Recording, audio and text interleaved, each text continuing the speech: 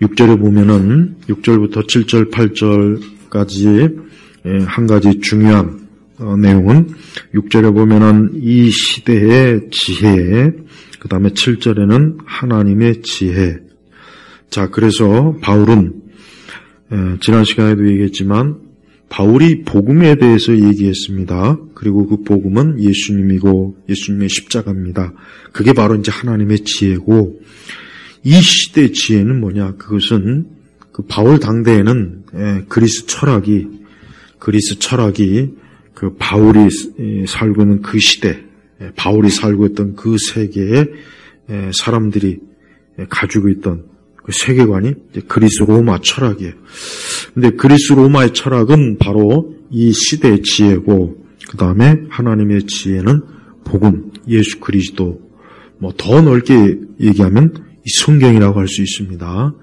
자, 우리 성도들이 꼭 알아야 될 게 있습니다. 우리가 세상을 살아갈 때 항상 하나님의 지혜를 추구한다면 분명히 우리의 삶은 더 안전하고 더 평안하고 더 복되고 또 모든 면에서 우리에게 더 좋을 겁니다.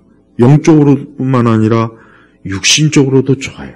그러니까 우리가 하나님의 지혜, 하나님의 말씀대로 산다면 우리는 예수님 믿고 구원받았으니까 영적으로만 좋겠지가 아니라 모든 면에서 좋은 거예요. 모든 면에서.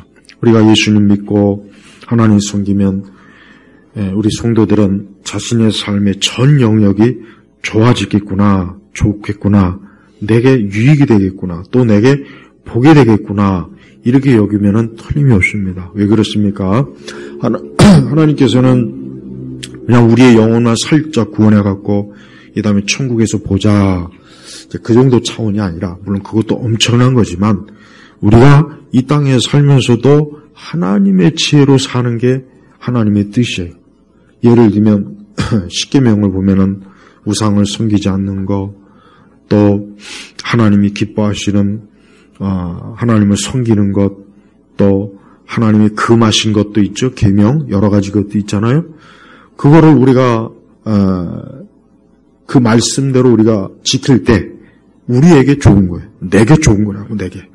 그래서 우리가 이 세상을 사랑하고 또 세상의 것들을 추구하고 이 세상을 열심히 쫓다 보면은 그게 결국은 우리에게 큰 해를 주는 겁니다. 그래서 세상은 아무리 세상이 열심히 노력하고 또 자기 나름대로 지혜를 가지고 대단한 열심과 대단한 능력을 해도 그들에게 좋은 건 하나도 없어요. 결국 지나고 보면은 하나도 남는 게 없는 거예요.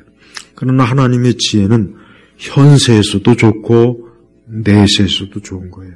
그게 하나님의 특별하신 은혜입니다. 그래서 성도들이 매사에 우리가 이 세상을 살아갈 때 그래, 모든 일에 하나님의 지혜를 추구하는 것, 하나님께서 말씀하신 대로 살자. 그러면은 내 모든 게 다 좋을 것이다. 여러분, 세상의 원리가 뭐겠습니까? 하나님이 세상을 지으셨고 하나님께서 모든 피조물을 지었습니다.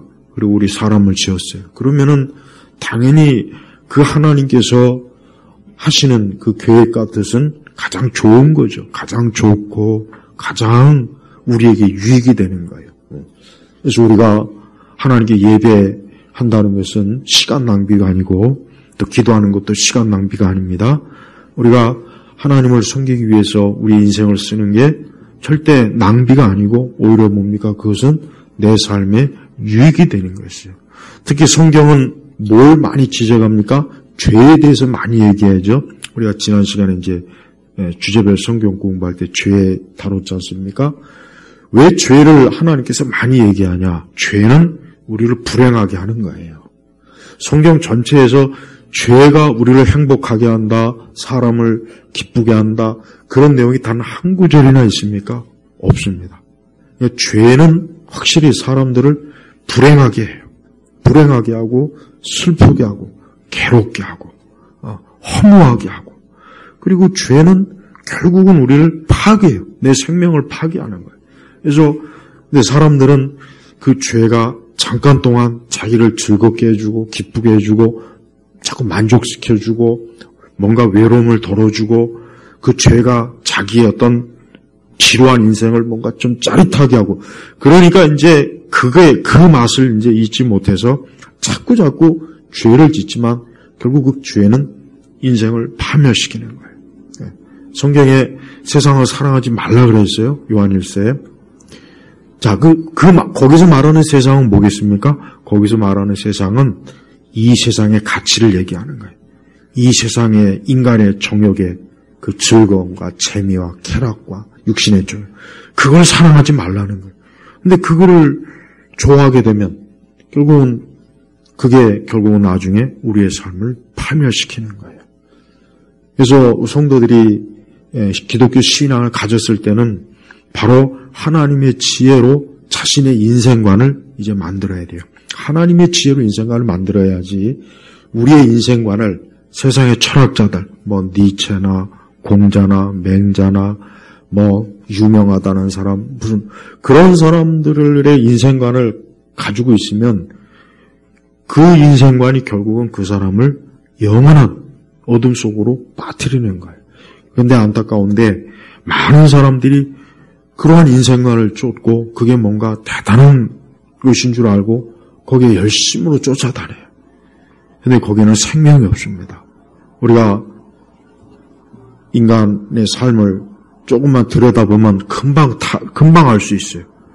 하나님을 믿지 않고 인생을 사는 사람들이 어느 것 하나도 그들은 좋을 것이 없어요. 좋을 것이 없어요. 자신의 육신에조차도 안 줘요. 육신에조차도 안 줘요. 예수님 믿고 경건하게 산다면 당연히 술이라든가 온갖 자기 몸이 안 좋은 것도 이것은 하나님 앞에 합당한 것이니까 아니야 라고 그것을 가까이 하지 않을 때 자기 육신에도 건강한 겁니다. 또 육신의 정욕과 쾌락의 장소가 재밌잖아요. 사실 솔직히 재밌죠. 술을 먹고 막 남녀가 섞여서 춤을 추고 얘기를 하고 뭔가 얼마나 짜릿합니까? 얼마나 젊은 애들이 그런 거 좋아합니까? 그러나 그곳에 뭐가 있습니까? 반드시 죄악에 육신의 죄를 질 수 있는 요소들이 부지기수로 많아요. 그래서 세상 사람들은 그런 거를 그냥 그들은 그게 일상이니까 우리가 이런 식의 얘기를 하면 그게 뭐가 잘못됐느냐. 오히려 굉장히 이상하게 여기죠.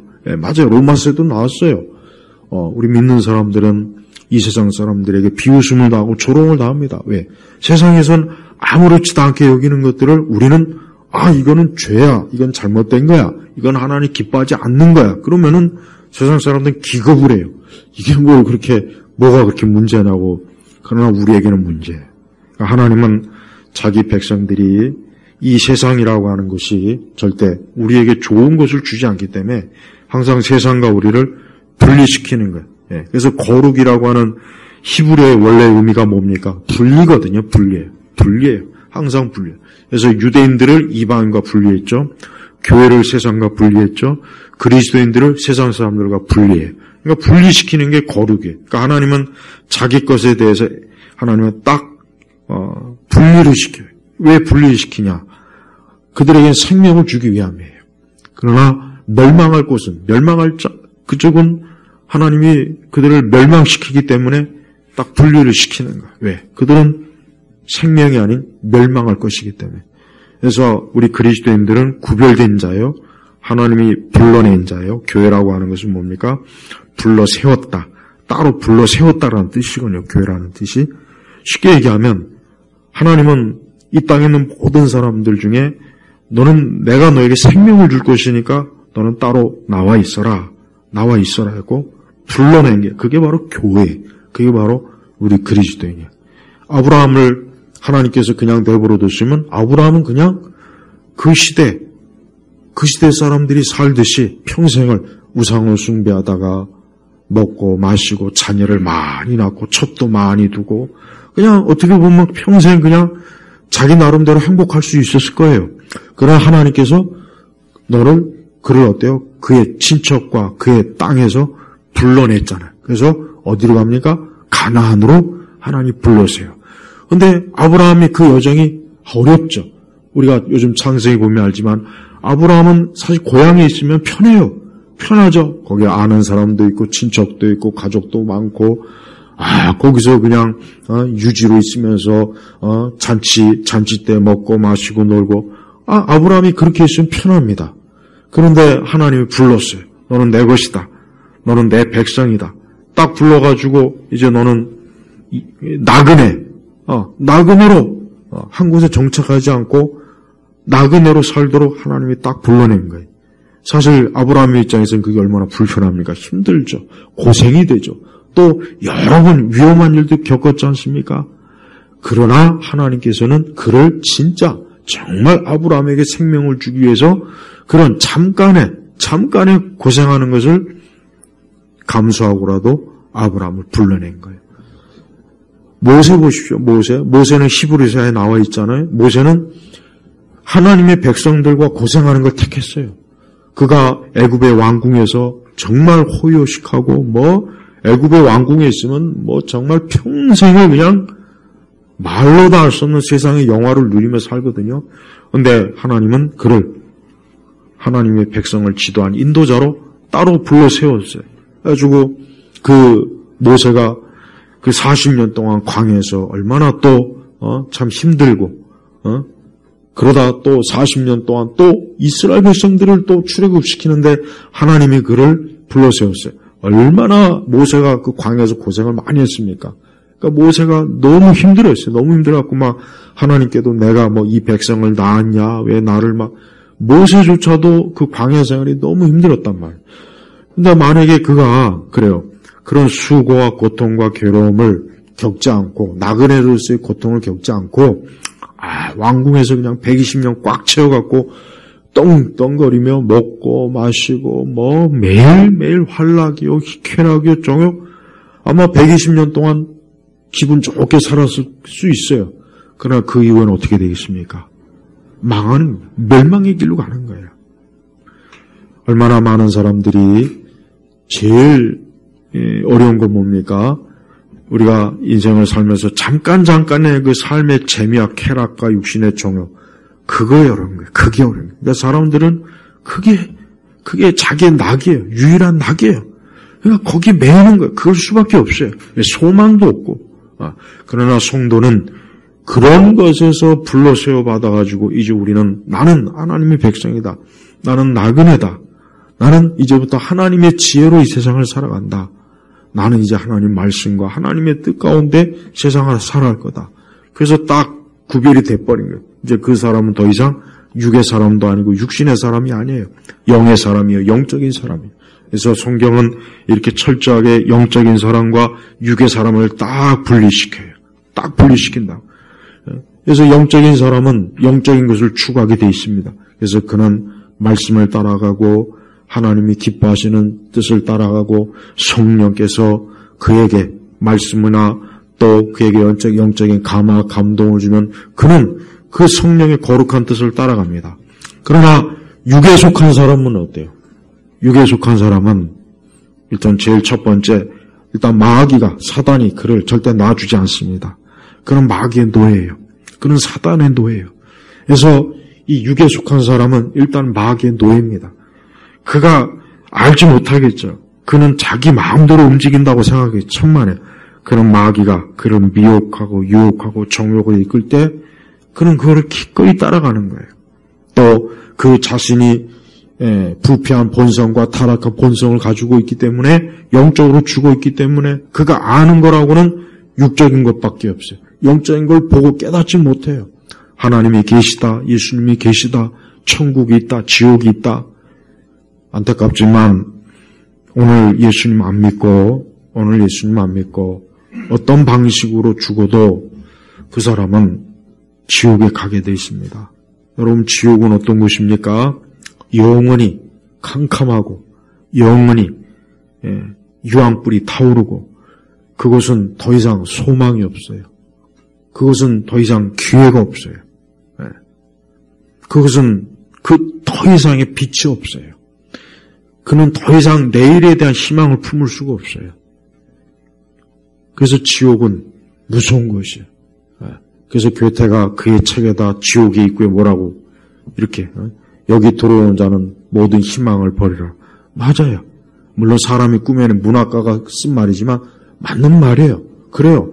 지옥에 들어가면은 기회가 없어요. 그것은 영원히 캄캄하고 영원한 저주와 고통과 괴로움, 그것을 영원히 감당해야 돼요. 한번 생각해 보시죠.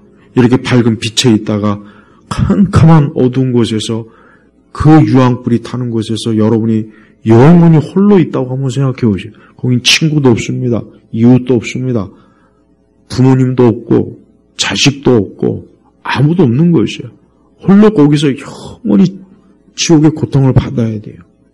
여러분, 그게 하나님께서 예수님 안 믿는 자에게 정해놓으신 예정한 멸망의 모습이에요. 근데 그런 것들을 사람들은 모르죠.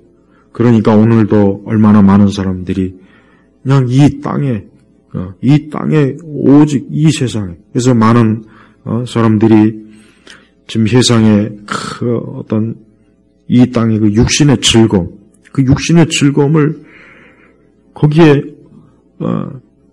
몰입을 해요. 왜? 그게 재미있고 신나고 그게 그의 인생의 낙이거든요.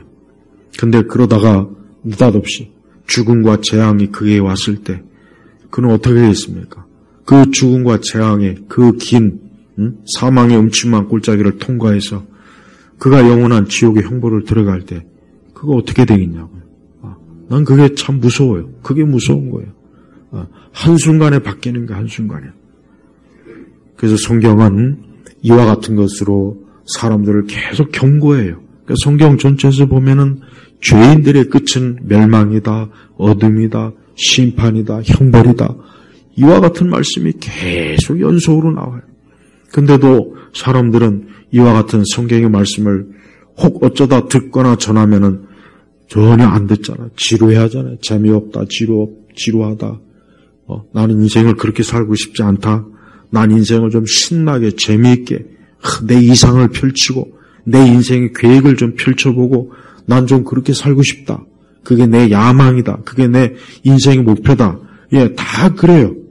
근데 안타까운 것은, 그러나 그 사람들이 과연 그렇게 해서 얼마만큼 이 땅에서 영화를 누리겠냐. 영화 오래 못 누립니다.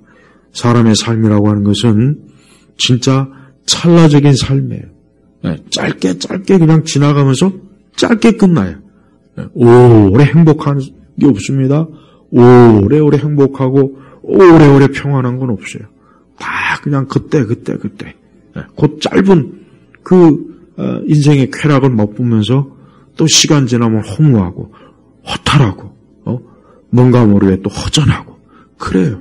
그게 소망이 없어서 그래요.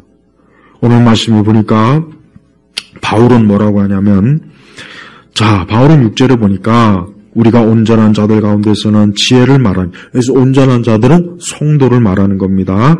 이 지혜는 이 시대의 지혜도 아니고 이 시대에 없어질 통치자들의 지혜도 아니다. 당시에 그리스 로마 철학, 지금도 똑같아요. 지금도 이 세상의 불신앙의 세계는 그리스 로마 철학이 결국은 다 지배. 쾌락주의, 염세주의, 무신론, 그런 것들을 사람들이 머릿속에 꽉 차 있어요. 그런 것들이 꽉 차 있어요. 그러니까 그런 지혜하고 실제로 보니까 오직 우리가 말하는 것은 비밀 속에 감춰져 있던 하나님의 지혜인데, 이것은 하나님께서 우리를 영광스럽게 하시려고 영원전에 미리 정하신 지혜이다. 이 지혜는 뭡니까? 예수님을 말씀해요. 예수님. 이 비밀도 결국 예수님이나 마찬가지예요. 그러니까 하나님은 사람들을 위해서 특별한 하나님의 지혜를 예비해 놓았어요. 그것도 영원전에 미리 정해놨어요. 그래서 이 지혜를 내가 택한 자에게만 특별히 알려주리라. 내가 택한 자에게만 특별히 이 지혜를 주리라 하고 하나님께서 정해놓으셨는데, 바로 그러한 하나님의 지혜를 하나님께서 또 받은 자가 누굽니까? 바로 우리 그리스도인이에요. 그래서 우리 그리스도인들은 하나님의 지혜를 소유한 자예요. 하나님의 지혜가 있는 자들이에요. 그래서 우리는 저 세상에 이 시대의 지혜만 가지고 사는 사람하고는 틀려요. 이 시대의 지혜를 가지고 있는 사람은, 그 사람들은 사실 이 시대에 딱 맞는 사람이에요. 그래서 이 시대 유행과 패턴과 문화와 지성과 이 시대 생활 방식에 아주 최적화된 사람이에요. 그래서 겉보기에는 그 사람들이 세상을 잘 살아요. 잘 살고 아주 때에 맞게 시기에 맞게 아주 적절하게 그때그때 자신의 삶을 아주 잘 유지해요. 그러나 우리 믿는 사람들은 어떻게 보면은 시대에 뒤처지고 뭔가 시대에 뒤떨어진 것 같고 또 이 세상의 그 다른 문화와 발전의 속도도 별로 거기에 잘 적응하는 것 같지도 못하고 언뜻 그렇단 말. 그러나 그것은 하나님의 지혜와 영원한 하나님의 지혜와 일시적인 이 세대 지혜와 비교를 해서 그런 거예요. 우리 성도들은 영원한 지혜. 그래서 8절에 보니까 이 시대의 통치자들 가운데 아무도 이 지혜를 알지 못하였으니 만일 그들이 알았더라면 영광의 주님을 십자가에 못 박지 않았을 것이다. 그러니까 지금 바울이 말하는 것은 일단은 바울 시대, 그 시대 통치자들이 누굽니까? 로마 총독과 로마 황제와 이 유대 정치 권력 지도자들이에요. 사실 그 사람들이 결국은 예수님을 못 박아 죽였잖아요. 그 사람이 예수님을 그들이 죽인 거나 마찬가지거든요. 그러니까 그 사람들은 예수님을 어떻게 받겠습니까? 예수님을 저 나사렛 갈릴리의 무지렁이 촌사람 어디서 뜬금없이 하나님 나라가 온다는 등 뜬금없이 자기가 길이요 진리요 생명이니 그러니 그리스 로마 초록이를 기피하는 그걸 아는 그들로서는 얼마나 황당하고 웃기는 얘기겠어요. 어디 그렇다고 예수님이 무슨 왕족도 아니고 황족도 아니고 귀족도 아니고 어떤 이렇게 볼만한 외적인 것도 없는 거예요. 그런데 그런 예수님이 와가지고 자기를 이 세상의 구주요 하나님의 아들이요 하나님을 구원과 영광을 자기를 통해서 사람들에게 알리셨으니 이 세상의 통치자들이 웃기는 거예요. 그러니까 예수님이 잡아다가 예수님을 십자가에 죽였지만 문제는 예수님이 그 십자가에서 무기력해요. 예수님이 십자가에서 무기력했어요. 그냥 매를 맞고 가시관을 쓰고 채찍을 맞고 창에 맞고 예수님이 십자가에 죽었어요.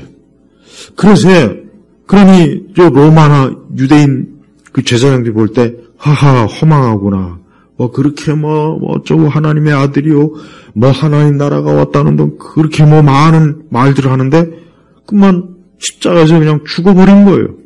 조금의 저항도 없었어요. 근데 사실은 그게 뭡니까? 그게 하나님의 뜻이에요. 왜 그게 하나님의 뜻입니까? 바로 우리를 죄 가운데서 건지시려고 하나님 자신이 십자가에 제물이 된 거예요. 근데도 세상의 통치자들은 저 무기력한 자, 저 나사렛 예수, 지 혼자 그냥 종교적인 망상과 과대 망상에 빠져가지고 하나님 나라가 온다는 헛소리 하더니만 저 십자가 정에서 저렇게 무기력하네, 아무것도 못하네. 세상 사람들이 비웃고 조롱하는 거예요. 근데 사실 이게 뭡니까? 이게 하나님의 지혜예요. 여러분, 우리가 알다시피 로마 제국은 주 4세기나 5세기쯤에는 이제 로마 제국이 쇠퇴해요. 쇠퇴한다고. 그래가지고 이 콘스탄틴이 왜 기독교를 로마의 국교로 삼았냐? 그건 콘스탄틴이 신실한 신자거나 그가 거듭나고 중생해서 그런 게 아니라 로마 제국을 통치하려니까 기독교인들을 거슬려 갖고는 자기가 황제로서의 그 권력을 행사할 수가 없었던 거예요. 그러니까 이젠 안 되겠구나. 이젠 기독교가 대세구나. 이젠 더 나사렛 예수, 저 십자가를 우리가 받아들이지 않으면 로마 제국 자체가 이게 배탄하지 못하겠구나. 그래서 정치적인 이유로 기독교를 국교한 거라고요. 자, 보십시오. 2, 3세기 전만에 또 기독교인들은 잡아다가 경기장에서 막 사자와 사나운 짐승들의 놀이객감이 됐어요. 수많은 그리스도인들을 십자가에 못 박고 그들을 죽이고 책찍질하고 그랬어요. 그런데 기껏해야 2, 300년이 지나고 나서 이제는 오히려 교회를 안 다니면 예수님을 믿지 않으면은 이제는 사람 행세를 할 수 없게 된 때가 콘스탄 시대란 말이에요. 그래서 그때가 이제는 그 이전의 로마 제국은 이제 뒤로 하고 기독교의 시대가 열린 거예요. 그러니까 서구의 기독교의 시대가 열리기 시작한 건 주후 5세기쯤, 4세기에서 5세기쯤 이제 기독교가 이제 대세가 된 거예요. 그때부터 지금까지 계속 내려왔어요. 그리고 서구가 왜 저는 중국이라든가 다른 여타 문명보다 왜 앞섰냐? 그 원인이 뭔지 아십니까? 전부 다 기독교 때문이에요. 기독교, 하나님의 지혜를 받아들이니까 문명이 모든 면에서 발전해요. 인간이 모든 면에서 기술이고 뭐고 다 앞서가게 되는 거예요. 그러니까 기독교는 모든 면에서 좋아요. 우리나라가 여러분 이번에 진짜 이 할로윈 이거 그냥 우리 아까 얘기했지만은 그냥 옛날부터 보면은 10여 년 전부터 그런 것 같아요. 10여 년 좀. 그냥 막 유치원이나 학교에나 그냥 할로윈. 나는 그런 게 정서적으로도 맞지 않아. 왜? 나는 어릴 때 그런 걸 몰랐고, 그런 거 겪어본 일이 없거든요. 커서도. 근데 벌써 우리나라도 이제 2000년도부터 들어와서는 이제 외국물을 많이 먹은 애들이 왔다 갔다 하니까 그런 것들이 서서히 이제 스며든 거예요. 그러니까 거기에 이제 익숙한 세대들이 이번에 이태원에서 그 세대들이에요. 익숙한 거예요. 어릴 적부터 보고 듣고 체험했던 거예요. 근데 그들이 성경을 읽고 이렇게 주일날 예배 드리고 하나님께 기도하고 성경의 십계명 말씀을 철저하게 배웠다면 얼마나 좋았겠어요. 한번 생각해 봐요. 그러니까 기독교는 모든 면에서 좋은 거예요. 기독교는 여러분의 가정에 좋아요. 여러분들의 자녀들에게 좋습니다. 여러분들에게 부모님에게도 좋은 거예요. 기독교는 여러분의 회사, 직장에도 좋은 거예요. 기독교인이 많아질수록 회사에서 더 성실하고 정직하고 좋은 직원들이 많아지지. 아무래면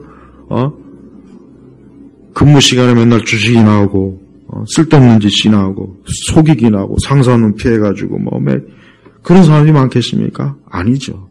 그러니까 기독교는 모든 면에서 사람을 좋게 만드는 거예요. 그러니까 어느 누구라도 예수님을 믿는 그 순간부터 그 사람은 이제 머리부터 발끝까지 하나님이 그를 좋게 만들어줘요. 좋게. 그러나 예수님 믿지 않는 사람은, 하나님 믿지 않는 사람은 모든 면에서 나빠지게 된다고요. 모든 면에서. 그가 지금 혹 좋은 상태에 있다 해도 그게 결국 그로 하여금 나빠지게 하는 거예요. 성경의 로마서 8장에 보면은 모든 것에 합력한 소원을 이룬다 그랬죠? 근데 그건 오직 믿는 자에게만 이루어지는 거예요. 그럼 그 말씀을 역으로 하면 하나님 안 믿는 자는 모든 게 다 그에게 해를 끼치는 겁니다. 지식이 많아도 안 믿는 사람은 그 지식이 그를 죽입니다. 돈이 많은 사람, 하나님 안 믿고 돈 많은 사람, 돈이 그를 엄청나게 괴롭혀요. 고통을 주고 더 많은 아주 그냥 신경을 쓰이게 하고 더 안 좋은 일이 많이 생겨요. 그러니까 하나님 믿지 않는 사람은 하나님께서 그에게 있는 모든 조건을 그를 해롭게 만드는 조건을 하지만 하나님 믿게 되면, 예수님 믿게 되면 하나님은 그의 모든 삶을 좋은 곳으로 다 바꿔주는 거예요. 이게 하나님의 능력이에요. 하나님이 창조자죠. 하나님이 창조자예요. 그 창조자라는 것은 뭐냐면 무에서 유를 창조하는 거예요. 없는 걸 있게 하시는 거라고요. 자, 그 하나님은 그러니까 하나님이 하시는 일은 제한이 없어요. 그러니까 여러분 아무리 아무리 인생이 바닥으로 꼬꾸라진 사람도 그가 하나님 믿는 그 순간, 예수님 믿는 그 순간부터 그는 다시 상승하게 되어 있습니다. 하나님이 그를 그렇게 해주시는 거예요. 왜? 하나님의 자녀에게 주신 하나님의 자녀의 특권이에요. 특권. 그러나 하나님 믿지 않는 사람은 모든 면에서 밑으로 자꾸 빠져나가는 거예요. 그러다 재앙을 만나고 그러다가 그러니까 이 세상이 왜 밑도 끝도 없이 계속 힘드냐. 하나님 믿지 않는 사람들이 결국은 이 세상에 모든 영역을 차지하니까 경제가 좋아지면 경제가 좋아지면 사람들이 더 여유가 있고, 무슨 문명이 발달하면 사람들이 더 뭔가 좀 더 정신적으로 안정이 돼야 되잖아요. 여러분 손에 있는 스마트폰 솔직한 얘기로 저는 30살, 30대 중반에 스마트폰을 썼구나. 예? 스마트폰이 있는 게 여러분 좋습니까? 솔직히 엄청나게 신경 쓰여요. 차라리 없는 게 더 편하다는 생각이 들 때가 많아요. 왜? 저는 안 써봤는 세대였잖아요. 젊을 때. 봐요. 왜 이렇게 여러분 하면 이상하지 않습니까? 왜? 야, 우리 할아버지 할머니 때하고 비교할 수 없을 정도로 모든 면에서 편리해졌는데 아니 왜 더 사람들은 죽겠다 그러지? 왜 저렇게 정신적 스트레스를 받지? 아니 왜 도대체 이렇게 점점 더 사는 게 힘들까? 이 세상이 하나님을 떠난 그런 사람들이 체제를 만들어가기 때문에 그래요. 그러니까 우리도 그 가운데 있는 거예요. 하나님께서는 우리를 이 다음에 영원한 천국을 유업으로 주기 때문에 하나님은 이 땅에 우리 성도들이 이 세상 체제를 만들거나 거기에 형성한 일에 하나님의 백성들이 손을 못 대게 합니다. 왜? 이 땅은 원수 마귀가 역사하는 곳이에요. 하나님께서 자기 백성을 분리했다. 그래서 그냥 내버려둬라. 세상을 내버려둬라. 왜? 세상은 망할 것이기 때문에 하나님은 그냥 내버려두는 거예요. 지금 내버려두는 거예요. 하나님이 맘만 먹으시면 지금 이 땅에는 악한 체제, 악한 것들 한순간에 다 정리할 수 있어요. 그러나 하나님 그렇게 할 이유가 없습니다. 왜?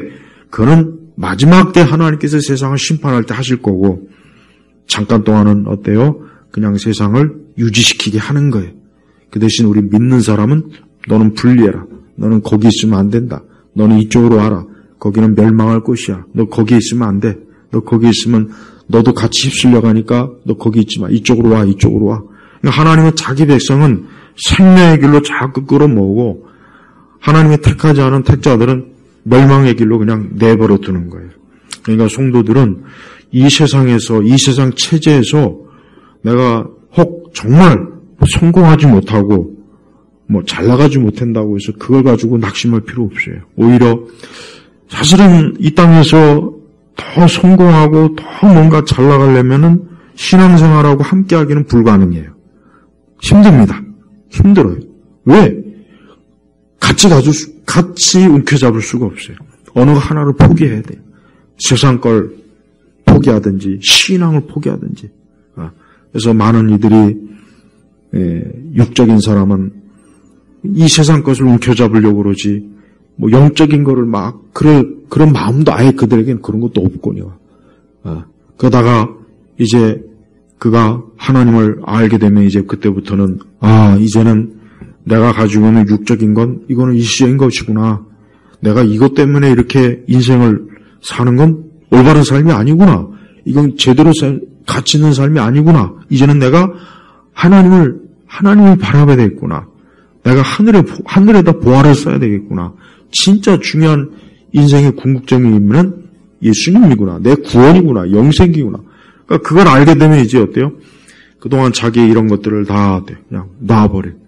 이제 이런 거 이제 굳이 이런 건 중요하지 않다. 이런 것 때문에 이제 내가 이제 육적으로 살진 않겠다. 그게 회심이에요. 그게 회심이고, 그게 회개라고요. 근데 그러기 위해서는 내 소중한 육적인 것들을 포기해야 돼. 어쩌면 승진도 포기해야 되고, 많은 연봉도 포기해야 돼요. 좋은 직장도 포기할 수가 있어요. 좋은 결혼도 포기할 때가 있어야 돼요. 왜? 내가 애굽의 보화가 아닌 하나님 나라의 유업을 얻기를 위해서 그것과 이걸 선택을 해야 되는 기로에 있을 때는 진짜 거듭나고 중생한 사람은 육의 것을 애굽의 보화를 포기하는 거란 말이에요. 그게 회심이에요. 그게 바로 회개입니다. 회개. 그게 바로 하나님의 지혜예요. 그게 바로 예수님의 지혜란 말이에요. 그래서 우리 성도들은 인생을 살 때 여러분 아주 단단히 결심을 해야 돼요. 정말 이거는 신중하게 결심해야 돼요. 내가 정말 하나님 나라를 유업으로 받고 하나님 편에서 내가 영원한 영생을 정말 내가 소유하길 원한다면 나는 기꺼이 그것을 위해서 이 땅의 육신의 것을 나는 기꺼이 버릴 것이다. 정말 그렇게 해야 됩니다. 진짜 그렇게 해야 돼요. 그렇게 하지 않고서는 안 돼요. 그러지 않고서 기독교인의 신앙생활을 하려고 한다면 그거는 대단히 하나님 앞에서는 합당하지 못한 거예요. 그것은 롯의 처와 같은 거예요. 롯의 처가 분명히 뒤돌아보지 말아라 하고 천사가 그렇게 당부했는데 그만 뒤로 돌아보다가 결국 소금 기둥이 됐죠. 얼마나 많은 교회 안에 있는 사람들이 롯의 처와 같이 뒤를 지금 뒤돌아보면서 가는 사람이 얼마나 많아요. 그런 사람들이 많다고요. 뒤를 돌아보지 말아라. 예수님 믿고 난 뒤부터는 더 이상 뒤를 돌아보면 안 돼요. 이제 그 뒤라는 게 뭐예요? 그건 세속적인 야망, 세속적인 그냥 어떤 그런 것들을 이제 더 이상 애착을 갖지 말고 하나님 나라를 향해서 이제는 가야 되는 거예요. 어떤 것도 나를 붙잡게 해서는 안 돼요. 내 발목을 잡는 게 있으면 그걸 끊어버려야 돼요. 정말 그래야 됩니다. 그러니까 하나님 나라를 소유하고자 하는 자는 그만한 열심을 가지고 예수님을 따라가야지 그런 마음이나 각오도 없이 그런 믿음이 없이 이 모든 걸 나는 다 한꺼번에 움켜쥐고 가겠다. 그거는 못해요. 누구도 못하는 거예요. 그건 가능하지가 않아요. 그러니까 그런 애초부터 가능하지 않은 것을 자꾸 그걸 가능하다고 생각하면 안 돼요. 그래서 예수님이 얼마나 귀한 분인 줄 알았다면 과연 예수님을 십자가에 못 박았겠냐 이게? 안 하죠. 영광의 주님을 어떻게 십자가에 못 박습니까? 그래서 9절에는 엄청난 말씀입니다. 9절에 보면 같이 읽겠습니다. 기록되어 있기를 눈으로 보지 못하였고 귀로 듣지 못하였고 사람의 마음에 떠오른 적이 없는 것들을 하나님께서는 자신을 사랑하는 자들을 위하여 예비하여 주셨다라고 하였다. 봐요. 이 말씀을 여러분 아주 잘 봐야 됩니다. 하나님께서 우리에게 주시고자 하는 것들은 눈으로 보지 못하였고 귀로 듣지 못하였고 사람이 마음에 떠오른 적이 없는 것들을 자 보십시오. 쉽게 이게 뭡니까? 우리의 감각, 인간의 감각에 전혀 잡을 수가 없는 거예요. 그러니까 사실은 엄청난 거예요. 이거는 우리가 인간의 감각을 가지고서는 이 하나님 우리를 예비하신 것을 이거는 감히 꿈도 꿀 수 없는, 절대 얻을 수 없는 거예요. 그러니까 하나님께서 그냥 하나님께서는 자신을 사랑하는 자들을 위하여 예비하여 주셨다. 이 예비한 것을 언제 여러분이 얻겠습니까? 그 날이 언제입니까? 바로 우리 주 예수 그리스도 앞에 서는 그날이에요. 그날입니다. 그날 여러분이 주님 앞에 섰을 때 그때는 눈으로 봅니다. 귀로 듣습니다. 그 마음에 떠올라요. 그래서 아마 이 말씀이 다시 생각이 날 거예요. 아, 정말 맞구나. 이걸 어떻게 눈으로 귀로 마음으로 떠오르겠냐. 이거는 불가능한 거다. 그런데 내가 이제서야 영적으로 하나님 앞에 서니까 예수님 앞에 서니까 이제 그것이 너무 놀랍고 너무 영광스럽고 이루 말로 다 할 수 없는 거예요. 우리 성도들이 이 세상에 뭐 대단한 것, 대단히 아름답고 대단히 멋있고 뭐 엄청나다고 막 이렇게 하는 것들이 혹 있을지 모르겠어요. 그러나 그것도 하나님께서 우리를 예비하신 것에 비하면 정말 아무것도 아니라는 거야. 그러니까 그 아무것도 아닌 것에 눈이 멀어가지고 그렇게 밤에 그냥 수많은 사람이 몰려다니면서 그만 자칫해가지고 큰 사고도 나고 어려움도 당하고 우리 성도들이 정말 바울이 삼층전까지 갔다 왔지만 그는 간증을 하지 않았어요. 왜 안 했냐? 그가 눈으로 귀로 사람의 마음으로 이렇게 감각으로 인식할 수 없는 걸 어떻게 말로 표현하겠냐 이거예요. 그러니까 천국 지옥 간증이 사실은 거의 대부분 거짓말인 이유가 뭐냐? 이 말씀을 보면은 눈으로 보지 못, 귀로 듣지 못, 마음에 떠오른 적이 없는데 저들이 어떻게 그거를 말이 안 되는 거예요. 그러니까 여러분 그런데 귀를 기울이지 마세요. 그냥 말씀을 보세요. 말씀. 그래서 오히려 하나님께서 도대체 얼마나 엄청난 것을 예비해 놓으셨길래 이런 표현을 쓰셨을까 그런데 하나님께서는 자신을 사랑하는 자들을 위하여 그리스도를 사랑하는 자예요. 주님을 사랑하는 자, 그들을 위해 분명히 했대요. 예비하여 주셨다. 예비하여 주셨다. 하나님이 딱 준비해 놓은 거예요. 그러니까 성도들이 절대 이 세상이 좋다, 세상이 아름답다, 야, 이렇게 좋은 세상을 내가 놔두고 지금 이 답답한 예배당에서 이게 졸면서 지금 예배 드릴 수 있느냐? 그런 생각하지 말라고요. 교회 다니는 걸 재미없다, 지루하다, 교회 다니는 게 참 답답하다. 아유, 내가 이게 뭐 하는 건가? 혹 그런 생각을 할까봐 내가 항상 두려워요. 그게 아닙니다. 그게 아니에요. 예? 그럼 여러분도, 예, 저 사람 많은 데 가서 그냥 한번 깔려보든지. 그거 좋은 거 아니잖아요. 여러분, 그거 끔찍한 거예요. 그거 사실 굉장히 무서운 거예요. 어떤 건물에 깔리는 것보다 사람에게 깔리는 게 그게 더 사실은 끔찍한 겁니다. 이번에 너무 많이 죽었어요. 너무 안타까워요. 너무 안타까워요. 그때 그들의 마음이 어떤 마음이 떠올랐을까? 참 그게 너무 안타까워요. 우리 성도들, 세상은 그런 거예요. 세상은 그런 거예요. 그렇게 신나고 재미있고 아름답고 막 흥청망청되고 막 얼마나 신나겠습니까? 그 전날 이제 거기 가서 그냥 놀려고 얼마나 그냥 치장을 해가면서, 근데 자기가 다음날 세상을 떠날 줄, 아까 야고보서의 말씀대로 내일 일을 너희 알지 못한다. 내일 일을. 내일 이맘때 내가 이 땅에 있는 것이 아니라 영원한 어둠 속에 있을 거라고 생각이나 했겠냐고요. 거기 예수 믿는 사람은 아마 없었을 거예요. 구원받은 사람은 아마 없었을 거라고, 솔직한 얘기로. 그냥 근데 한번 생각해봐요. 내일 이맘때쯤엔 내가 이 밝은 햇빛과 이 푸른 나무와 친구들과 음악과 춤이 아닌 캄캄한 흑암에서 유황불에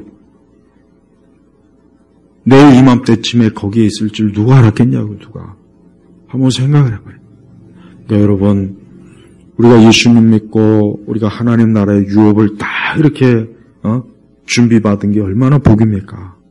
절대 여러분이 신앙생활 하는 것만으로도 여러분의 인생은, 우리 인간의 인생은 그거 하나로도 그 인생은 잘한 거예요. 잘된 겁니다. 잘된 겁니다. 제발 더 이상을 바라지 마세요. 예, 이 세상은 아무리 좋아도 결국은 하나님 떠난 사람들한테는 결국은 아무것도 주는 게 없어요. 허무함밖에 안 줘요. 허무함밖에. 그러니 여러분, 제발 예수님 믿고 하나님 믿고 신앙생활하고 이게 우리의 삶의 즐거움이요 기쁨이요 낙이에요. 낙. 이보다 더한 걸 찾지 마세요. 이보다 더한 건 없어요, 이 땅에서는. 그러나 이제 본격적인 것은 이제 하나님 앞에 가만히 있으니까 그때 가서 이제 풍성하게 하나님이 주시는, 정말 말로 표현할 수, 사람의 마음으로 사람 마음에 떠오른 적이 없는 거예요. 그러니까 하나님이 예비하신 것은 인간의 모든 걸 초월하는 거예요. 그러니 얼마나 대단하겠습니까? 얼마나. 사람이 만든 것도 어떤 거 보면 진짜 놀라운데, 그 하나님이 이렇게 말할 정도 얼마나 대단하겠습니까? 그러니까 성도는 다른 거 없어요. 천국의 소망을 가지고 이 땅에서 사는 게 이게 성도예요. 근데 지금의 교회들이 문제가 뭐냐? 요 소망을 옛날 교회들은 많이 얘기했는데 지금은 이런 얘기를 안 해요. 이런 얘기를 안 합니다. 이런 얘기를 안 해요. 저런 일이 벌어졌음에도 불구하고 천국 쪽 얘기 안 할 겁니다. 틀림없죠. 다음 주 설교, 교회들마다 설교 절대 그런 얘기도 안 해요. 또 안 합니다. 또 쓰잘데없는 감성이나 또 빠지겠지. 또. 현실이에요, 현실. 인간의 삶은 현실입니다. 여러분, 우리 여기는 놀이동산이 아니에요. 이것은 디즈니랜드가 아니라고요. 에버랜드가 아니에요. 거기는 모든 것이 다 거기 오는 사람들에게 재밌게 하려고 딱 꾸며낸 거예요. 그건 놀이동산이고 여기는 아니라고. 여기는 삶과 죽음이 언제 코앞에 내 앞에 닥쳐서 나를 불러낼지 모르는 것이에요. 그런데 어떻게 인간의 삶을 농담으로 살 수 있습니까? 어떻게 인생을 재미로만 살려고 합니까? 어떻게 인생을 그저 찰나적인 쾌락에 그냥 목매어 살겠냐 이거예요. 절대 그래서는 안 돼요. 여러분 제발 예수님께서 여러분을 예비하신 것에 소망을 가지세요. 거기에 소망 가지세요. 거기에 이건 영원한 거예요. 영원한 거예요.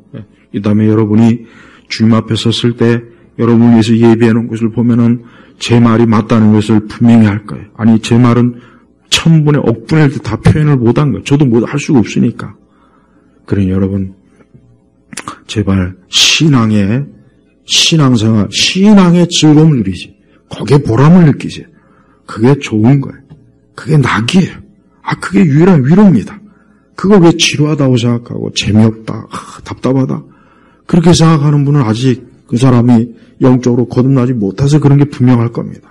그러나 진짜 하나님을 알고 믿는 사람이라면 오늘 이 한마디의 말씀 가지고도 그래 주님이 나를 위해서 예비해 놓은 거 이게 진짜 뭔지 궁금하다. 이게 내가 멀지 않아 이거를 내가 누릴 텐데 제발 이 땅에서 믿음 가지고 예수님 잘 믿고 하나님 섬기는 일을 가장 큰 삶의 최고의 일을 여러분 여기시고 그렇게 인생을 사셔야 됩니다. 그렇게 살지 않는 인생은 돌이킬 수 없는 후회, 회복될 수 없는 후회와 영원한 절망 가운데서 탄식하며 일을 갈 거예요. 그러지 말고 제발 예수 그리스도를 믿는 일에 거기에 여러분의 마음을 딱 놓으세요. 여러분의 삶을 거기에다 딱 안착시키세요. 그러면 가장 복된 인생이 되는 겁니다. 바랄 것이 없는 인생이 되는 겁니다. 저는 우리 온 성도들이 그러한 인생이 되기를 참 주의 이름으로 축복합니다. 기도하겠습니다. 하나님 아버지 감사합니다. 이 세상은 여전히 빛 대신 우리 예수님을 무시하고 모른 척하고 또 예수님을 알지 못합니다. 이 세상은 여전히 그 공허하고 허황된 가짜 빛에 속아서 사람들이 거기에 놀아나고 있고 거기에 속고 있고 거기에서 망하고 있습니다. 우리 예일교회 교우들은 그런 어리석고 미련한 자가 되지 말고 참 지혜로운 자, 하나님의 지혜가 가득한 자가 되어서 주께서 예비해 놓으신 그 말로 표현할 수 없는 놀라운 하늘의 영광을 영원토록 맛보게 하여 주옵소서. 간절히 구하며 우리 주 예수님의 이름으로 기도 올렸습니다. 아멘.